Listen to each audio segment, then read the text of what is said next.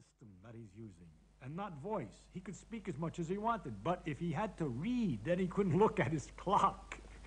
Whereas for me, it was the other way, and that's where I discovered, at least in this very simple operation of counting, the great difference in what goes on in the head when people think they're doing the same thing. And so it struck me, therefore, if that's already true at the most elementary level, that when we learn the mathematics and the Bessel functions and the exponentials and the electric fields and all these things, that the imageries and method by which we're storing it all and the way we think about it could be really, if we could get into each other's heads, entirely different. And in fact, why somebody sometimes has a great deal of difficulty understanding a point which you see as obvious, and vice versa, it may be because it's a little hard to translate what you just said into his particular framework and so on. Now I'm talking like a psychologist, and you know I know nothing about this.